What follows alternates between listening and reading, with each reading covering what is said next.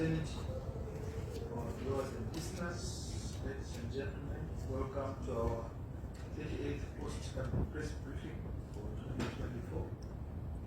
To lead us in our deliberations, let me invite our chair, the Honorable Minister of Information, Publicity and Broadcasting Services, Dr. Mswere, to give us today's cabinet highlights. Over to you, Minister. Thank you, Chief Secretary, Dr. Troy. Thank you, members of the State. Cabinet received and noted an update on the 2023-2024 Summer Crops Marketing Food Security Outlook reports in terms of the duration up to March 2025, including the 2024 winter crops production and the 2024-2025 summer season plan, which was presented by the Minister of Lands, Agriculture, Fisheries, Water and Rural Development, Honorable Dr. A.J. Masuka.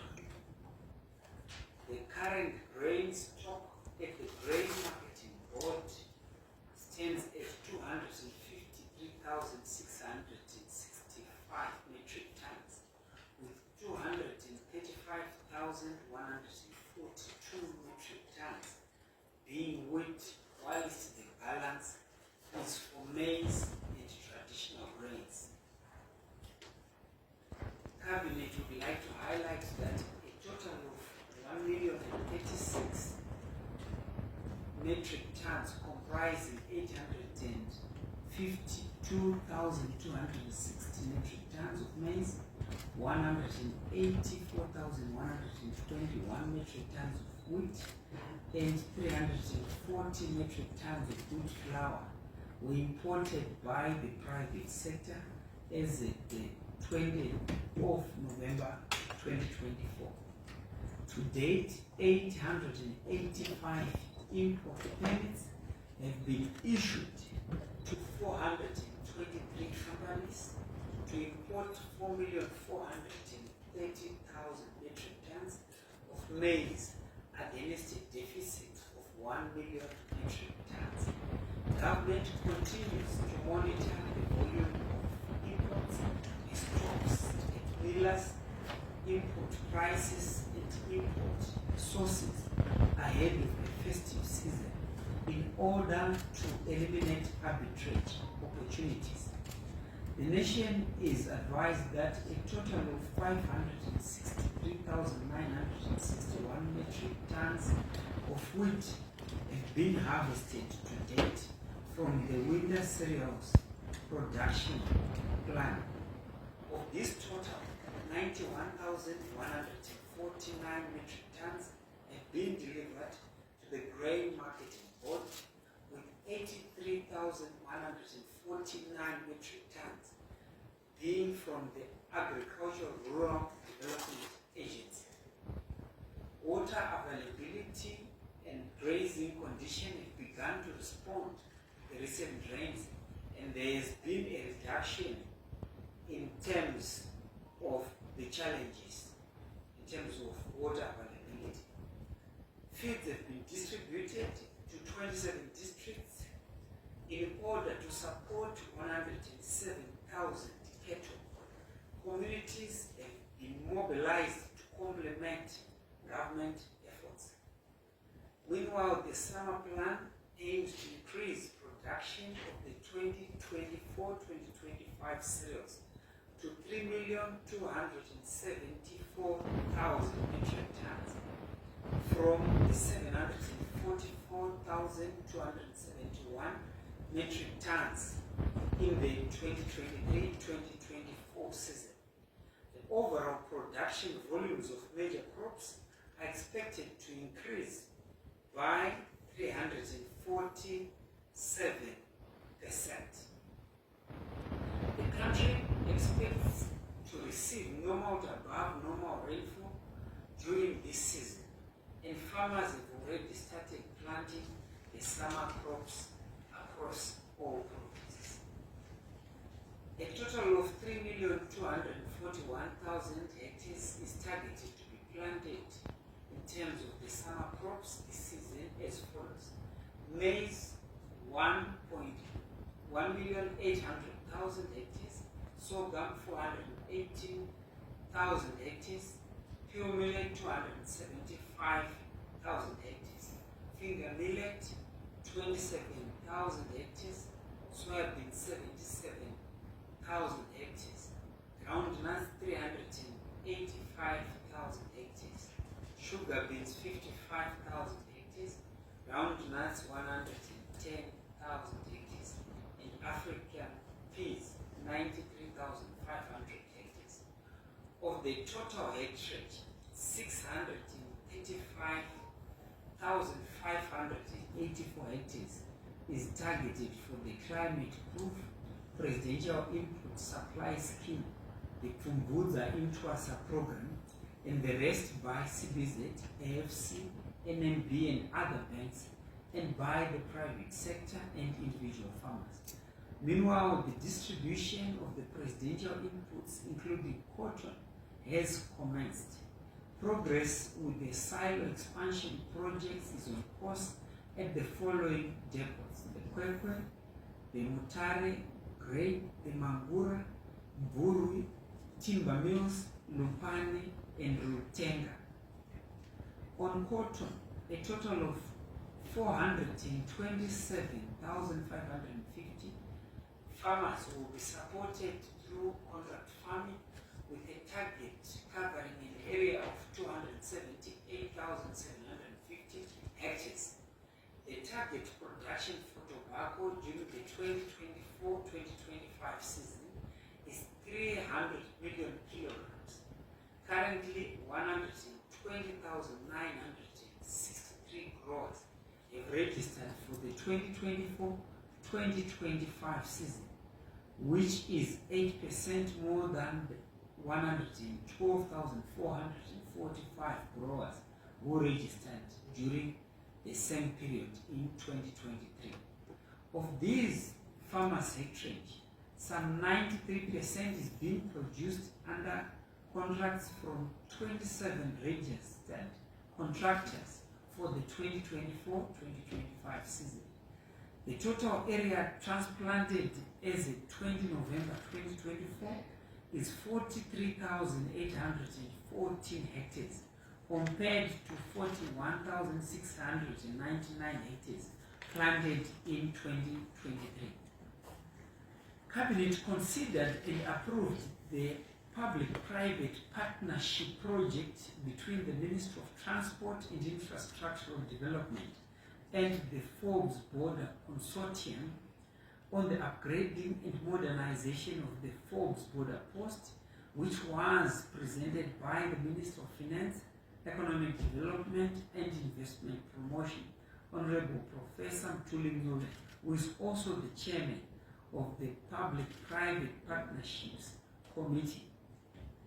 As part of the Second Republic's drive towards modernization of the country's ports of entry, the Forbes Border Consortium has been contracted by the government of Zimbabwe for the upgrading and modernization of the Forbes Border Post in Manicaland Province.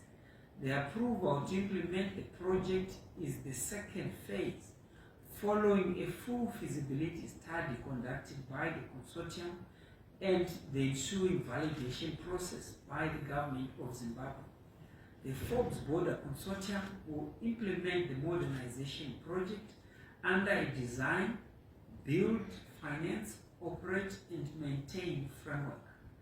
The financing arrangement seeks to promote a private sector-led economy to reduce fiscal pressure while leveraging on royalty payments during the project life.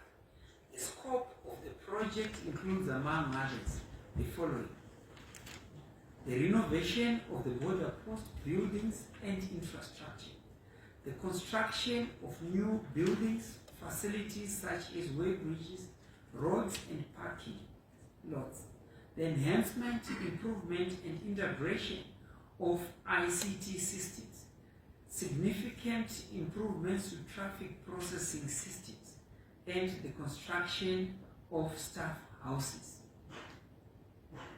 The infrastructural investment is poised to generate positive growth in terms of improved control of traffic along the Beira corridor, the establishment of a preferred transit link to the SADC region, increased treasury collections through enhanced monitoring and collection capabilities, improved security and efficiency for transporters, and improved connectedness of Zimbabwe to the region, thereby positioning the country in a position to benefit from the Africa Continental Free Trade Area through faster movement of goods in the region. Cabinet approved the amendment to the principles in terms of the amendment of the Postal and Telecommunications Act, Chapter 12.05, as presented by the Minister of ICT, Postal and Courier Services, Honorable Tatenda Mabetera. The amendment will ensure specialized expertise, operational efficiency, financial accountability, policy coherence, and alignment with global best practices in terms of the utilization of the Universal Services Fund. These factors will contribute to the effective management and utilization of the fund, ultimately supporting the goal of universal access to communication services in Zimbabwe. Cabinet received and noted a report on the SADC Extraordinary Summit, which was held on the 20th of November 2024 in Harare, as presented by the Minister of Foreign Affairs and International Trade, Honorable Emon Murwira. His Excellency, the President, Dr. E.D. Mnangagwa, chaired the summit as the SADC chairman. The summit was attended by heads of state and government from Botswana, the Democratic Republic of Congo, Madagascar, and Mozambique. Tanzania was represented by the President of Zanzibar, while South Africa was represented by its Deputy President. While also the Kingdom of Eswatini was represented at the level of Prime Minister.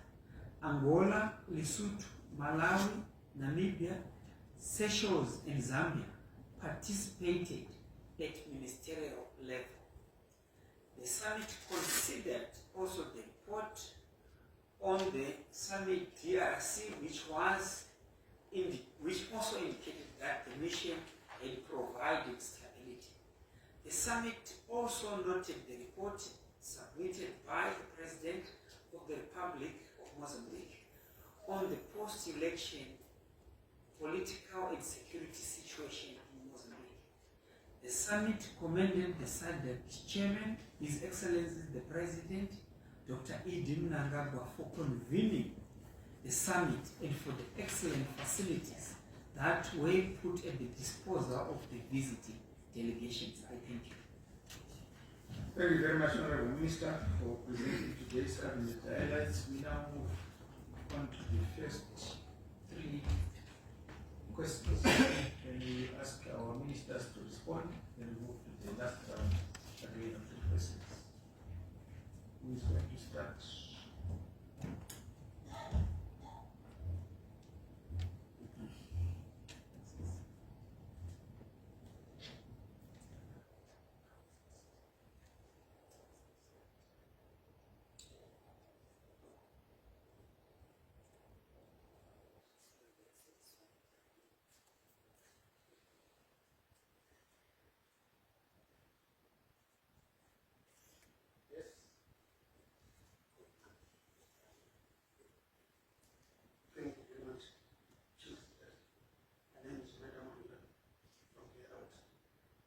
Question is directed to Honorable Manager.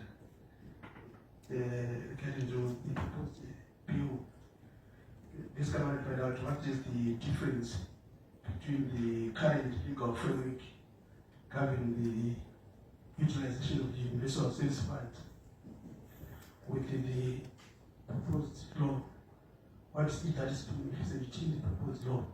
I thank you. Thank you very much. Any other person?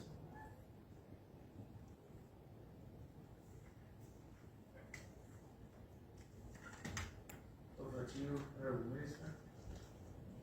Thank you, Chief Secretary. Honorable Mavetera, to respond to Jamaida Murwira in terms of the difference, in terms of the current legislation, in terms of the USF and the proposal. Over to you, Honorable Minister.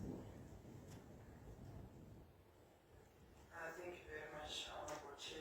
Also thank one of the folks for that question that he asked.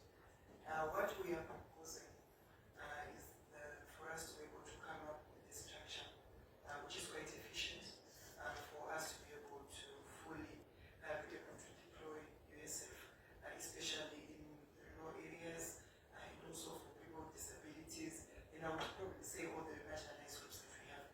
We also realize that it is also important from the last principles which were there.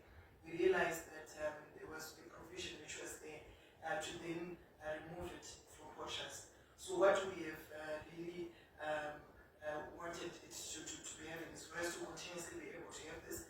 For this is the international best practice. All other countries have been doing this, and again we also realized that the contributions of the USF fund comes from the telco players. And I think there was also an arrangement which also makes us become quite efficient for all parties involved in the USF fund.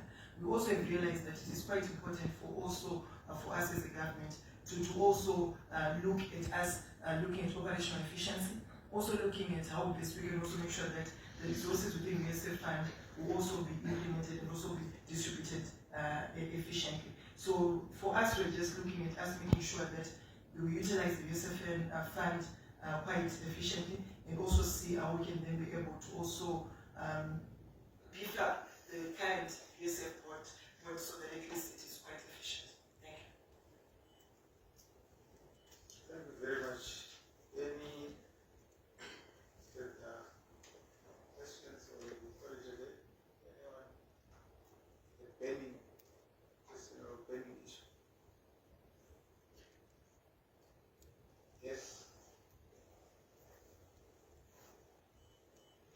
My name is Cheryl Tawaya from New Zealand. My question is directed to the Minister of Lands. According to this brief, presidential input distribution is commenced. I just wanted to find out how is been the coverage so far and probably which areas, and also maybe a follow-up to that. The country has received a bit of rains in the past few weeks.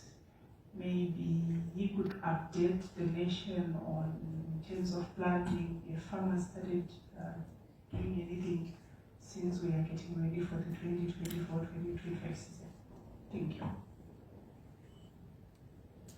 Over to you, Minister. Thank you, Chief.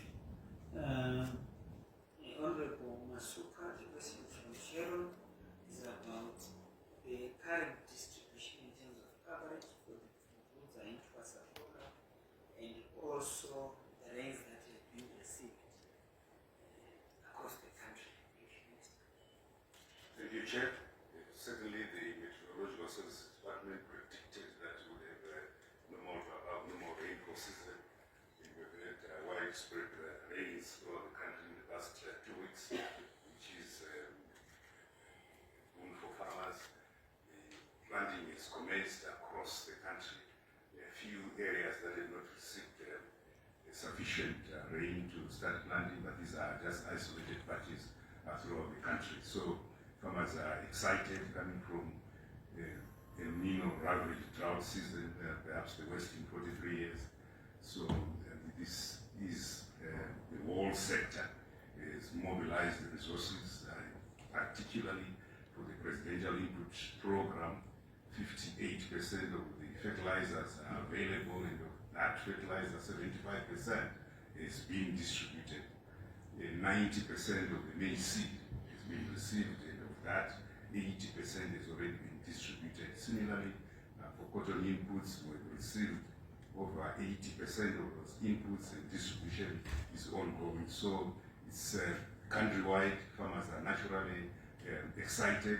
Initially, we received just 50% of the total requirement of fertilizer, of the 95,000 metric tons that we're looking at. So because the rains were upon us, we directed communities that would distribute that package and give every farmer, the 3 million rural farmers that were targeting the beneficiaries, half of their input requirements so that they could all start with the season. And we've seen that communities have actually mobilized and have commenced planting. We will be able to give the updates on the actual planting progress in the near future, where we have the teams out in the provinces that are collecting that data. Thank you. Thank you very much, honorable ministers, for responding to those questions. We've come to the end of today's post-cabinet press briefing. We meet